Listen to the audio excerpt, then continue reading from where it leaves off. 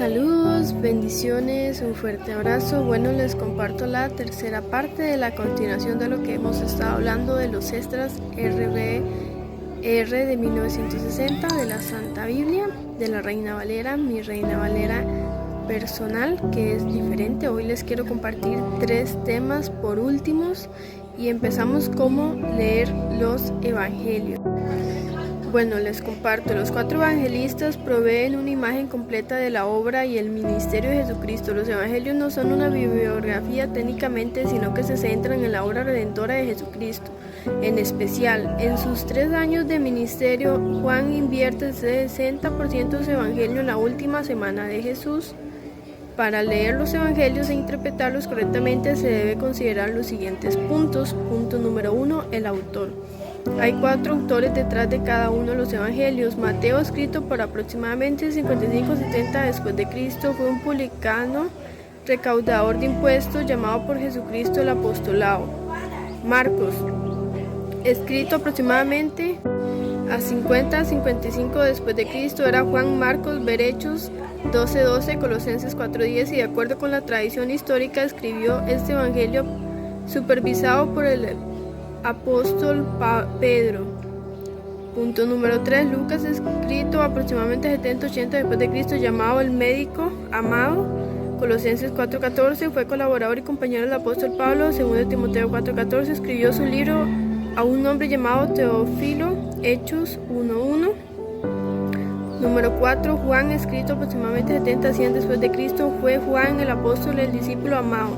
Juan 19:26, 22, 21:7, 21:20. Punto número 2, el propósito. Aunque los 4 evangelios cuentan la historia del ministerio de Jesucristo, cada uno lo hace desde una perspectiva distintiva. Los primeros 3 son similares, por lo cual se los llama sinópticos, palabra que significa que se ven similares. El evangelio de Juan, en cambio, se enfoca en las palabras de Jesús. Contiene mucho material que no se encuentra en los primeros 3. Tradicionalmente, el propósito de cada evangelio es el siguiente. Número 1, Mateo se enfoca en Jesucristo como Rey, el relatar la manera en que el Antiguo Testamento apunta a Él, incluyendo las promesas hechas a David. Número 2, Marcos se enfoca en Jesucristo como siervo, aquel que en humildad viene a proclamar el mensaje del reino de Dios. Número 3, Lucas se enfoca en Jesucristo como verdaderamente el hombre, al mostrar su verdadera humanidad. Número 4, Juan se enfoca en Jesucristo como Dios, al ser verbo encarnado.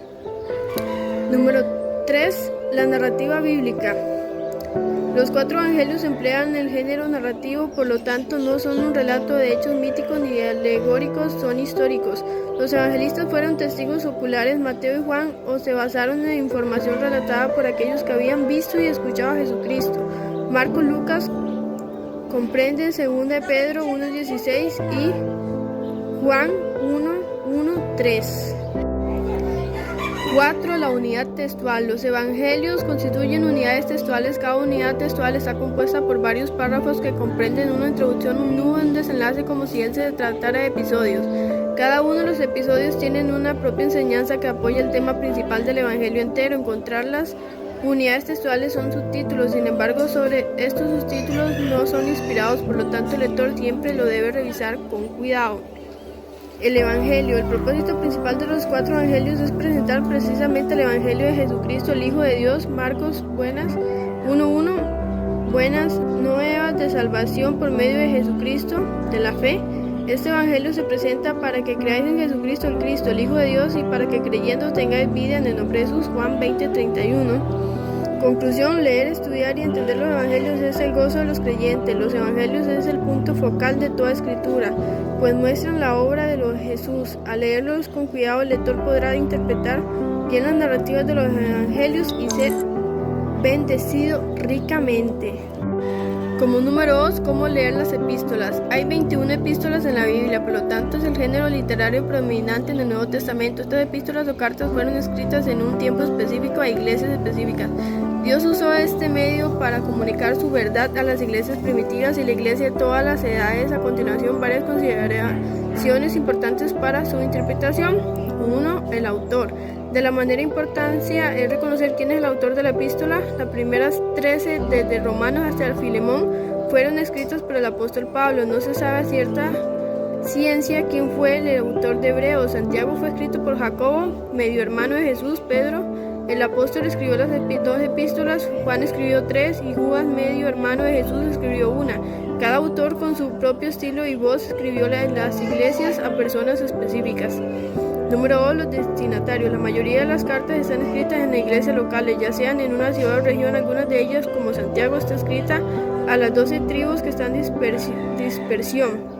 Santiago 1.1. Pedro escribió su primera epístola a los expatriados de la dispersión en el Ponto, Galacia, Capadocia, Asia y Bitinia. 1 de Pedro 1.1. La segunda epístola de Juan está dirigida a la señora elegida a sus hijos.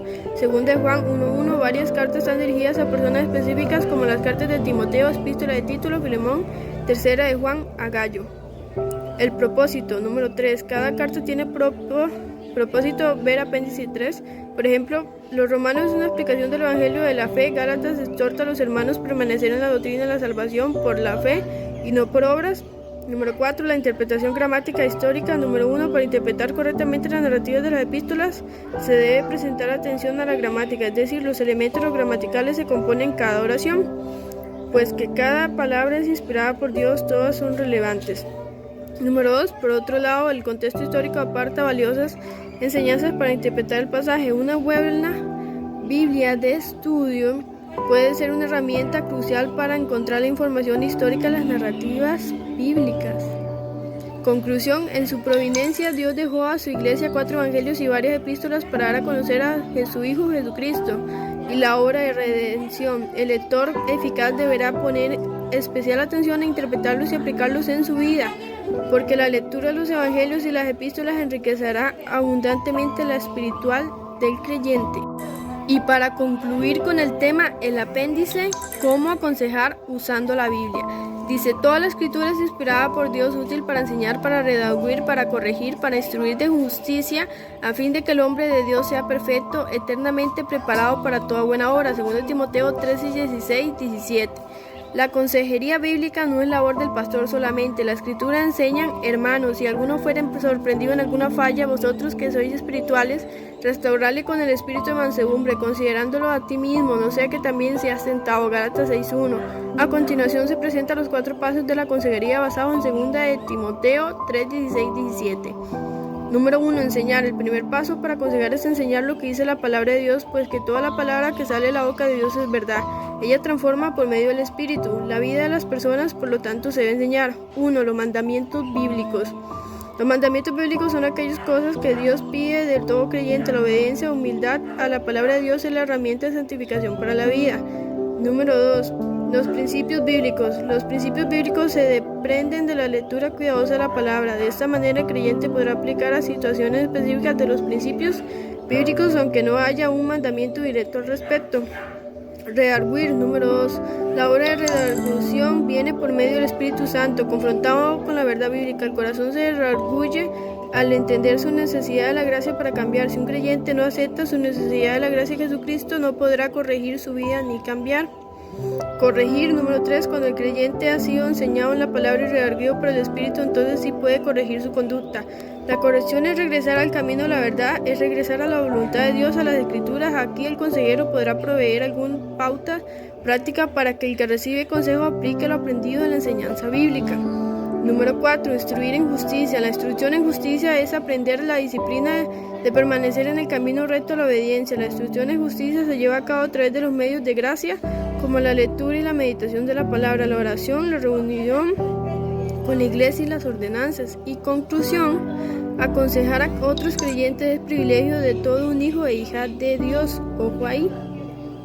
Sin embargo, se debe aconsejar siguiendo la voluntad revelada de Dios en las Escrituras y no de acuerdo al consejo de este mundo. Por tanto, el consejero bíblico hará bien que en escudriñar las Escrituras para poder enseñar correctamente, para aplicarlas en su propia vida de otros.